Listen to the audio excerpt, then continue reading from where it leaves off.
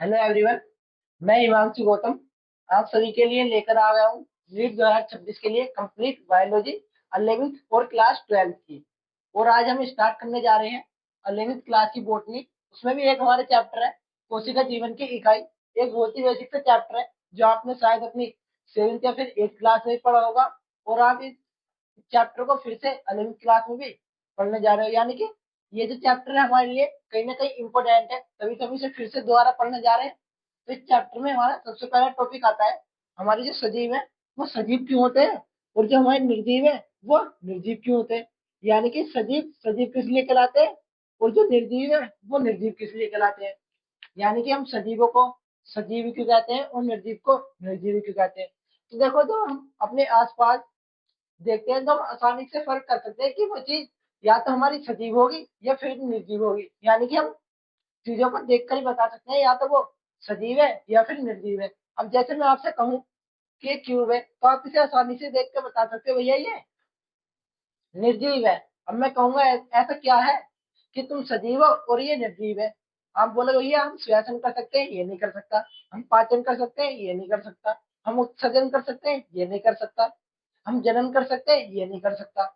मैं बोलूंगा हाँ तो फिर तो ये आप बोलोगे भैया कि हम अपने सभी आवश्यक कार्य करने में सक्षम है, बट ये अपने आवश्यक कार्य करने में सक्षम नहीं है, इसलिए ये निर्जीव कहलाएगा और हम सजीव कहलाएंगे। तो मैं ये भी तो कह सकता हूँ कि हम अपने जो आवश्यक कार्य हैं वो किसकी सहायता से करते हैं, कोशिकाओं की। यानी कि जिनमें कोशिका पाई जाएगी वो हमारे क्या कहलाएंगे, सजीव कहलाएंगे, और जिनमें कोशिका नहीं पाई जाएगी हमारे वो निर्जीव कहलाएंगे। ये तो हम कह सकते हैं, क्योंकि जो अपने आवश्यक कार्य है वो कौन कर सकता है, जिनमें कोशिका पाई जाएगी। और जब हमें कोशिका पाई जाएगी तभी तो हम सजीव कहलाएंगे। यानी कि हम कोशिका के आधार पर सजीव और निर्जीव में फर्क कर सकते हैं। यानी कि जिनमें कोशिका हमारी पाई जाएगी वो हमारे सजीव कहलाएंगे, और जिनमें कोशिका नहीं पाई जाएगी वो हमारे निर्जीव कहलाएंगे। यानी कि हम कोशिका के आधार पर सजीव और निर्जीव में फर्क कर सकते हैं। अब जो हमारे सजीव होते हैं ये हमारे दो प्रकार के होते हैं। नंबर एक कोशिकीय।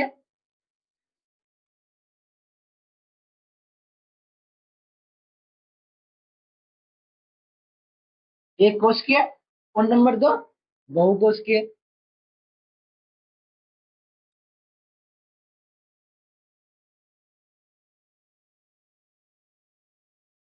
बहुकोशिकीय जब हमें इनके नाम से पता चल रहा होगा, एक कोशिकीय यानी कि वे जीव जो एक कोशिका से बने होंगे, और बहुकोशिकीय यानी कि वे जीव जो एक से अधिक कोशिका से बने होंगे। तो क्या मैं ये लिख सकता हूँ कि वे जीव जो एक कोशिका से निर्मित होते हैं वो एक कोशिकीय कहलाते हैं। यानी कि एक कोशिका से निर्मित, एक कोशिका से निर्मित।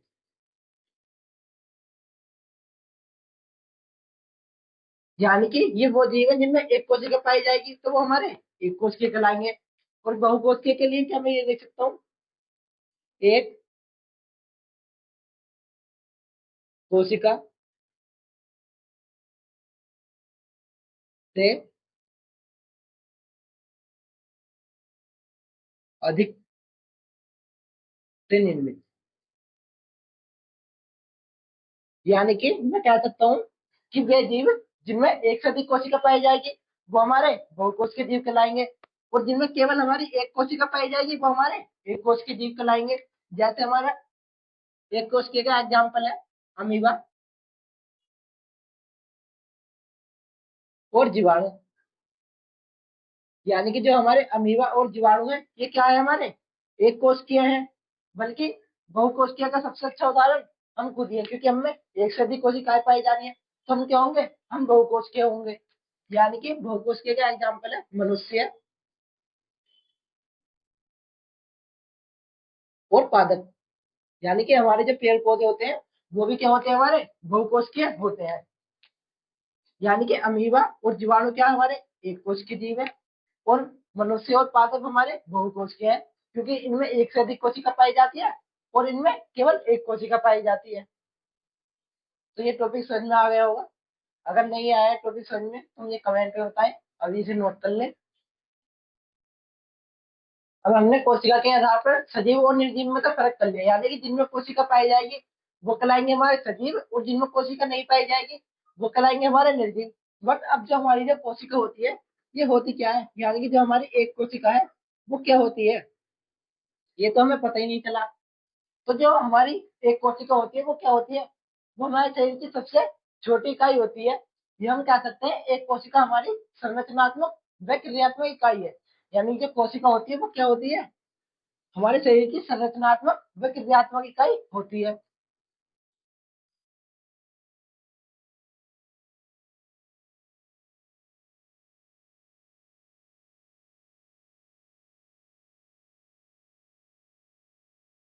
संरचनात्मक व क्रियात्मक इकाई, यानी कि जो कोशिका है वो हमारे शरीर की संरचनात्मक व क्रियात्मक इकाई है। यानी कि इस लाइन का मतलब है, जैसे हमारी कोशिका की संरचना होगी वैसे उसकी क्रिया, यानी कि वैसे उसका कार्य होगा। मान लो कि जैसे ये दो पेन है, एक पेन ये है और एक पेन ये है। तो आपको पता है ये एक नॉर्मल मार्क पेन है जिसकी सहायता से हम बोर्ड पे आसानी से लिख सकते हैं, और एक पेन है ये एक डिजिटल पेन है जिससे हम फोन ऑन चला सकते हैं, बट बोर्ड पे थोड़ी लिख सकते हैं इसकी सहायता से। अब देखो, इसकी संरचना अलग है और इसकी संरचना भी अलग है। इन्हें आप पेन न मान के कोशिका मानो कि ये एक कोशिका है और ये भी एक कोशिका है। तो देखो, इसकी संरचना भी अलग है और इसकी संरचना भी अलग है। यानी कि जब इसकी संरचना अलग है, इसका कार्य अलग है, और इसकी संरचना इससे अलग है तो इसका भी कार्य अलग है। यानी कि यही बात तो कोशिका के लिए अप्लाई होती है, जैसी कोशिका की संरचना होगी वैसी उसकी क्रिया, यानी कि वैसे उसका कार्य होगा। समझ रहे हो नहीं, यानी कि जैसे हमारी कोशिका की संरचना होगी वैसे उसका कार्य होगा। यानी कि जो हमारी कोशिका है उसका कार्य किस पर निर्भर करता है, कोशिका की संरचना पर निर्भर करता है। जैसे हमारी कोशिका की संरचना होगी वैसी कोशिका का कार्य होगा। क्या मैं एक पॉइंट और लिख सकता हूँ, यानी कि जो हमारी जो कोशिका होती है वो हमारे शरीर की सबसे छोटी इकाई होती है। यानी कि हम कह सकते हैं, अगर कोई जीव जीवित है तो उसमें कम से कम एक कोशिका पाई जाएगी, क्योंकि एक कोशिका से छोटा इस धरती पर कुछ हो ही नहीं सकता। यानी कि तो मैं ये लिख सकता हूँ क्या, जो कोशिका है वो हमारे शरीर की सबसे छोटी इकाई है। यानी कि कोशिका शरीर की सबसे छोटी इकाई, यानी कि जो हमारी कोशिका है वो हमारे शरीर की सबसे छोटी इकाई है। अब मैंने आपको एक कोशिका का एग्जाम्पल बताया था, एक कोशिका का एग्जाम्पल बताया था मैंने आपको, क्या बताया था, अमीबा। यानी कि जो हमारा अमीबा होता है वो क्या होता है, हमारा एक कोशिका होता है। यानी कि अमीबा हमारा एक कोशिका से निर्मित होता है। अब मान लीजिए जैसे ये क्या हमारा अमीबा है, ये क्या हमारा अमीबा, जब इसमें एक कोशिका पाई जाएगी तो यानी कि इसका मतलब ये अपने सभी आवश्यक कार्य करने में सक्षम होगा। यानी कि श्वसन भी कर सकता है, पाचन भी कर सकता है, उत्सर्जन और जनन भी कर सकता है। यानी कि जो ये अमीबा है ये सभी आवश्यक कार्य करने में सक्षम है। यानी कि श्वसन भी कर सकता है और ये उत्सर्जन भी कर सकता है और जनन भी कर सकता है और ये पाचन भी कर सकता है। तो मैं कह सकता हूँ कि जो हमारी एक कोशिका होती है वो अपने सभी आवश्यक कार्य करने में सक्षम होती है। यानी कि जो हमारा अमीबा है ये अपने सभी आवश्यक कार्य करने में सक्षम है, क्योंकि ये एक कोशिकीय जीव है। तो मैं क्या कह सकता हूँ कि जो हमारी एक कोशिका होती है फिर वो भी तो हमारे सभी आवश्यक कार्य करने में सक्षम होगी। यानी कि जो हमारी एक कोशिका है वो भी अपने सभी आवश्यक कार्य करने में सक्षम रहती है। एक कोशिका भी अपने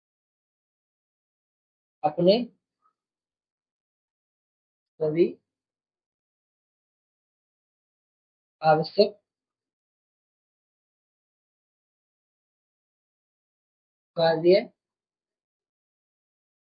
करने में सक्षम, यानी कि जो हमारी एक कोशिका है वो अपने सभी आवश्यक कार्य करने में सक्षम है। यानी कि वो श्वसन भी कर सकती है, उत्सर्जन भी कर सकती है, जनन भी कर सकती है और पाचन भी कर सकती है। यानी कि जब हमारी एक कोशिका अपने सभी आवश्यक कार्य कर सकती है, उस लाइन का तो एक मतलब और निकल रहा है हमारी, कि जो हमारी एक कोशिका होती है वो अपना जीवन स्वतंत्र रूप से व्यापन कर सकती है। यानी कि उसे किसी और चीज की आवश्यकता नहीं है। तो ये लाइन में यहाँ पे लिख दे रहा हूँ, आ जाएगी शायद।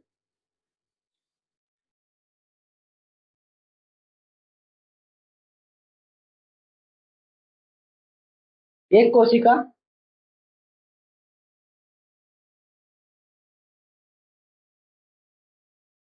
एक कोशिका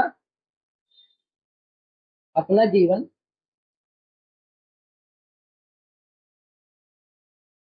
स्वतंत्र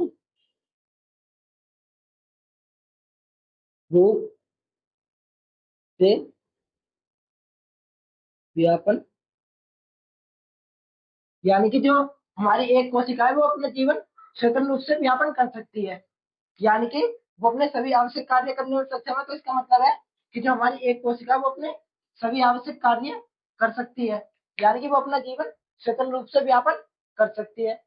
तो ये टॉपिक आपकी समझ में आ गया होगा, नहीं आया हो तो मुझे कमेंट में बताएं। अभी फिलहाल इसे नोट कर लें। अब अगला टॉपिक आता है हमारा सूक्ष्मदर्शी। आपको नाम से पता चल रहा होगा सूक्ष्मदर्शी के, सूक्ष्मदर्शी यानी कि सूक्ष्म चीजों को देखना। सूक्ष्म मतलब जिन्हें हम नॉर्मल आंखों से नहीं देख पा रहे हैं। दर्शी मतलब देखना, यानी कि सूक्ष्म चीजों को देखना। और हम सूक्ष्म चीजों को कब देख सकते हैं? तब वो हमें बड़ी दिखाई देने लगे, यानी कि जब वो हमें बड़ी दिखने लगेंगे तभी तो हम उन्हें अपनी नॉर्मल आंखों से देख सकते हैं। यानी कि जो हमारी सूक्ष्म जीव या सूक्ष्म वस्तु होती है उन्हें हम अपनी नॉर्मल आंखों से नहीं देख पा रहे हैं, तो इसका नाम है सूक्ष्मदर्शी, यानी कि सूक्ष्म चीजों को देखना। और हम सूक्ष्म चीजों को फिर कब देखेंगे? जब वो हमें बड़ी दिखने लगे, यानी कि जो हमारी सूक्ष्मदर्शी है इसका क्या कार्य होगा? हमें चीजों को बड़ा दिखाना। यानी कि जो हमारी सूक्ष्मदर्शी का कार्य है वो क्या है? हमें बड़ा दिखाना।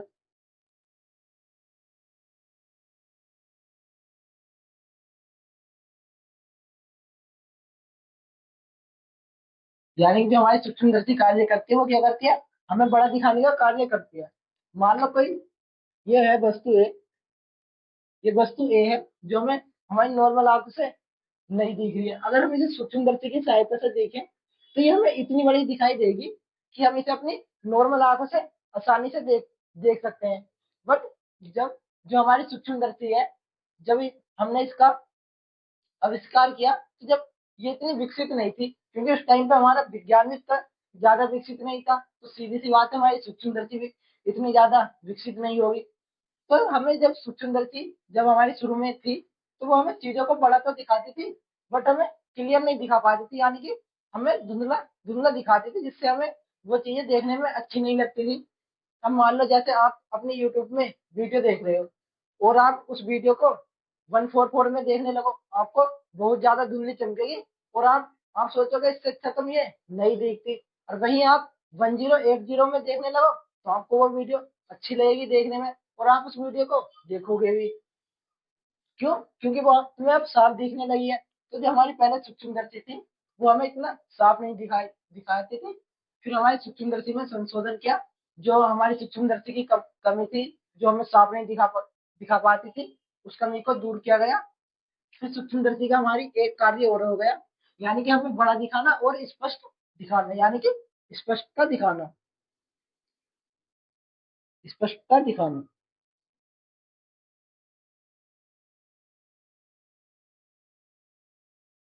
यानी कि हमारी जो सूक्ष्मदर्शी है वो काय काय कार्य करती है? हमें चीजों को बड़ा दिखाती है और स्पष्ट दिखाती है। और जब हमारी सूक्ष्मदर्शी का आविष्कार हो गया फिर हमने दो सूक्ष्मदर्शी बनाई। एक थी हमारी फ्रेज कंट्रास्ट सूक्ष्मदर्शी और एक थी हमारी इलेक्ट्रॉन सूक्ष्मदर्शी। एक थी हमारी फ्रेज कंट्रास्ट सूक्ष्मदर्शी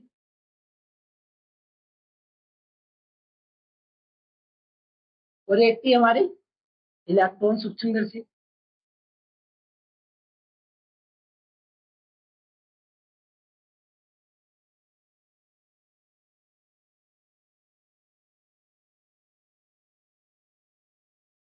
बट हम जो ज्यादा यूज करते हैं हम इलेक्ट्रॉन सूक्ष्मदर्शी का ज्यादा यूज करते हैं, बल्कि फ्रेज कंट्रास्ट सूक्ष्मदर्शी का हम थोड़ा कम यूज करते हैं। अब आप कहोगे भैया हम इलेक्ट्रॉन सूक्ष्मदर्शी का यूज क्यों करते हैं? तो देखो जो हमारी जो इलेक्ट्रॉन सूक्ष्मदर्शी है वो फ्रेज कंट्रास्ट सूक्ष्मदर्शी से कई गुना शक्तिशाली है। यानी कि फ्रेज कंट्रास्ट सूक्ष्मदर्शी से हमारी इलेक्ट्रॉन सूक्ष्मदर्शी ज्यादा शक्तिशाली है, तो हम इसलिए इलेक्ट्रॉन सूक्ष्मदर्शी का ज्यादा यूज करते हैं, क्योंकि जो हमारे इलेक्ट्रॉन सूक्ष्मदर्शी है ये क्या कार्य करती है, हमें सबसे बड़ा दिखाएगी, सबसे बड़ा व स्पष्ट दिखाना।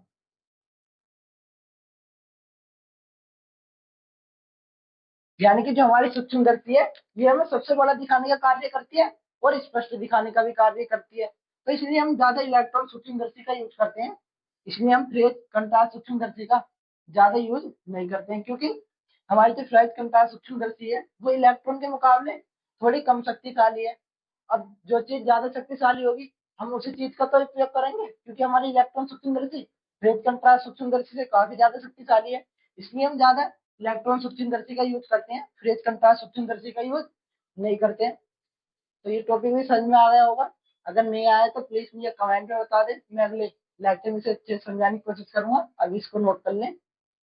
अभी जब हमने अपनी सूक्ष्मदर्शी का आविष्कार कर लिया तो फिर हम उन चीजों को आसानी से देख पा सकते हैं जिन्हें हम अपनी नॉर्मल आंखों से नहीं देख सकते, यानी कि हम सूक्ष्म चीजों को फिर आसानी से देख सकते थे। तो फिर हमारे एक वैज्ञानिक आए, रॉबर्ट हुक। रॉबर्ट हुक ने क्या किया था, तो जो हमारे वैज्ञानिक थे ये रॉबर्ट हुक, इन्होंने क्या किया था, इन्होंने हमारी कोशिका की खोज की थी। यानी कि जो हमारी कोशिका खोजी थी वो किसने खोजी थी, रॉबर्ट हुक ने खोजी थी। यानी कि कोशिका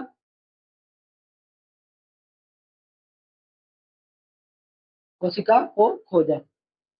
यानी कि जो हमारे वैज्ञानिक थे रॉबर्ट हुक, इन्होंने क्या कार्य किया था, इन्होंने हमारी कोशिका खोजी थी।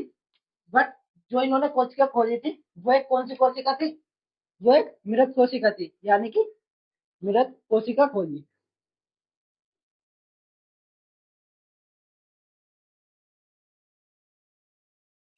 और कब खोजी थी, यानी कि जो रावत वैज्ञानिक थे इन्होंने जो मृत कोशिका खोजी थी वो कब खोजी थी, 1665 में खोजी थी। यानी कि 1665 में रावत हुक ने मृत कोशिका की खोज की। और जो ये हमारी मृत कोशिका थी जो रावत हुक ने खोजी, यह कौन सी कोशिका थी, यह एक हमारी पादप की कोशिका थी जिसे रावत हुक ने खोजा था। यानी कि ये कौन सी कोशिका थी, हमारी पादप पादप कोशिका। अब आप बोलोगे भैया जो हमारे रावत वैज्ञानिक थे इन्होंने जो हमारी पादप की मृत कोशिका खोजी, तो इनको कैसे पता चला चला होगा कि जो हमारी पादप की मृत कोशिका है वो एक मृत कोशिका है बल्कि जीवित कोशिका नहीं है। तो रावत हुक ने कहा कि जो हमारी जो पादप की मृत कोशिका होती है नहीं, तो उसके ऊपर लिग्निन उपस्थित होता है। यानी कि हम लिग्निन की उपस्थिति के आधार पर ही जो हमारी पादप कोशिका होती है उसको मरा या जीवित घोषित कर सकते हैं। यानी कि अगर पादप कोशिका के ऊपर लिग्निन उपस्थित है तो वह कहलाएगी हमारी मृत कोशिका। अगर पादप कोशिका के ऊपर लिग्निन उपस्थित नहीं है तो वो हमारी एक जीवित कोशिका कहलाएगी। एक नोट लिख रहा हूँ मैं, देखें सभी अच्छे से।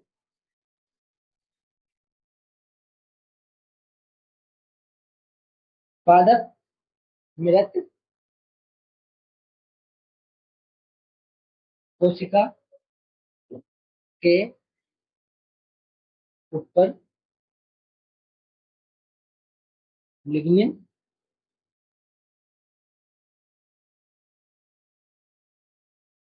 लिग्निन उपस्थित होता है।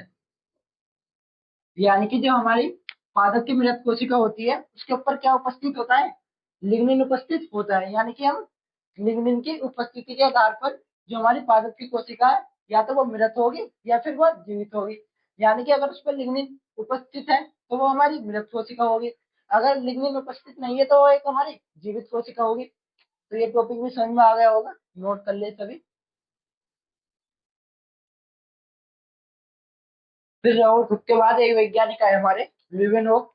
सभी को पता होगा लिवेनहोक ने क्या किया, लिवेनहोक। तो जो हमारे वैज्ञानिक थे लिवेनहोक, इन्होंने क्या किया था, इन्होंने हमारी जीवित कोशिका की खोज की थी। यानी कि लिवेनहोक ने क्या किया, जीवित कोशिका की खोज की, जीवित कोशिका खोजी। यानी कि लिवेनहोक ने हमारी जीवित कोशिका खोजी थी। और कब खोजी थी इन्होंने? जो जीवित कोशिका खोजी थी वो खोजी थी इन्होंने 1674 में। यानी कि जो हमने मृत कोशिका खोजी थी वो कब खोजी थी हमने? 1665 में। तो उसके 9 साल बाद एक वैज्ञानिक आए ल्यूवेनहोक, जिन्होंने क्या किया, हमारी जीवित कोशिका खोजी। यानी कि जीवित कोशिका सर्वप्रथम किस वैज्ञानिक ने देखी थी? हमारे लीवेनहॉक वैज्ञानिक ने देखी थी। बट इन्होंने जो ये जीवित कोशिका खोजी थी, ये वाली, ये कौन सी कोशिका थी? यानी कि जो इन्होंने जीवित कोशिका खोजी वो एक हमारी जीवाणु की कोशिका थी, या हम कह सकते हैं जीवाणु कोशिका।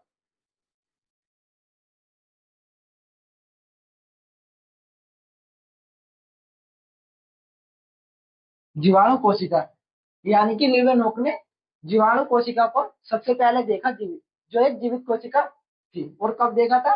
1674 में, यानी कि हमारी मृत कोशिका के 9 साल बाद। और हमने जो हमारी जो मृत कोशिका थी, मृत कोशिका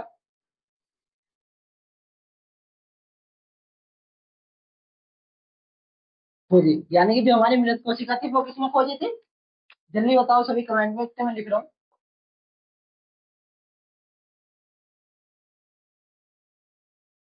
रॉबर्ट हुक ने, यानी कि जो हमारी मृत कोशिका थी वो रॉबर्ट हुक ने खोजी थी।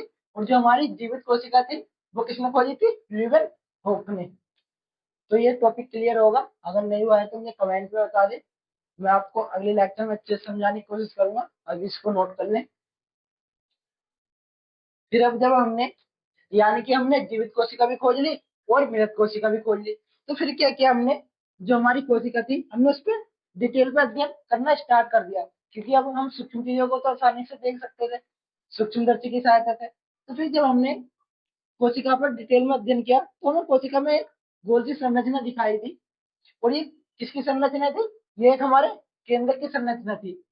यानी कि कोशिका में जो संरचना देखी वो किसकी संरचना थी? गोल सी संरचना जो हमें दिखाई दी थी वो किसकी संरचना थी? वो हमारे केंद्र की संरचना थी। अब सोच रहे होगे भैया कि इसका नाम केंद्रक है, तो ये कोशिका के केंद्रक में ही होगा। तो ऐसा कुछ नहीं होता है कि केंद्रक जो कोशिका के केंद्र में हो, कोशिका के यहाँ पर भी हो सकता है, कोशिका में यहाँ पर भी हो सकता है, कोशिका में यहाँ पर भी हो सकता है, और कोशिका में यहाँ पर भी हो सकता है। यानी कि जो हमारा केंद्रक है इसका कोशिका में कोई स्थित स्थान नहीं है, ये कोशिका में कहीं भी पाया जा सकता है। यानी कि कोशिका का, सॉरी, केंद्रक का कोशिका में कोई निश्चित स्थान नहीं है। तो जो हमारा केंद्रक था इसकी खोज किसने की थी? यानी कि जो हमारा केंद्रक खोजा था वो किसने खोजा था? तो हमारे केंद्रक को किसने खोजा था? रॉबर्ट ब्राउन ने हमारे केंद्रक को खोजा था। यानी कि रॉबर्ट ब्राउन ने केंद्रक को खोजा। यानी कि हम कह सकते हैं जो हमारे केंद्र की खोज थी वो किसने की थी? रॉबर्ट ब्राउन ने की थी। और कब की थी? इन्होंने जो केंद्र खोजा था वो खोजा था 1831 में। यानी कि 1831 में हमने केंद्र को खोजा था। और किसने खोजा था? रॉबर्ट ब्राउन ने इसे खोजा था। यानी जो हमारे वैज्ञानिक थे रॉबर्ट ब्राउन, उन्होंने केंद्र की खोज की और 1831 में की थी। बट जो हमने ये केंद्र खोजा था ये खोजा काय में था? यानी कि इसकी खोज किसमें की? यानी जो हमारे जो केंद्र था इसकी खोज हमने काय में की? एक ऑर्किड नाम का पादप है जिसमें हमने केंद्र को खोजा। यानी कि पादप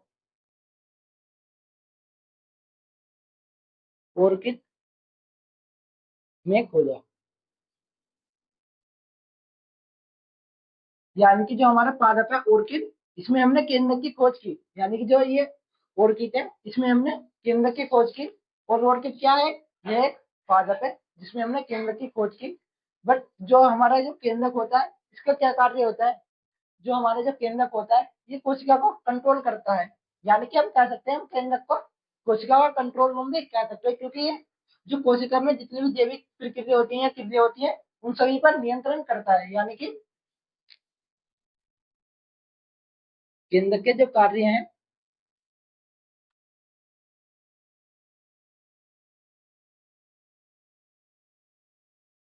यानी कि जो हमारे केंद्र के कार्य हैं वो क्या है?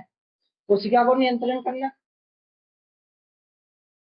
कोशिका को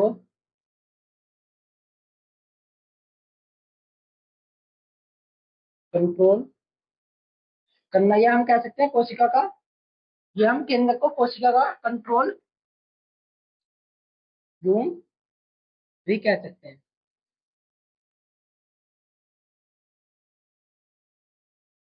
यानी कि जो हमारा केंद्रक होता है वो कोशिका का कंट्रोल रूम होता है, क्योंकि ये कोशिका की सभी प्रक्रियाओं पे या क्रियाओं पे नियंत्रण करता है। तो ये क्या ना गलत थोड़ी है कि जो हमारा केंद्रक है वो कोशिका का कंट्रोल रूम है। ये हम कह सकते हैं जो हमारा केंद्रक है वो क्या है, कोशिका का निर्देशक, कोशिका का निर्देशक।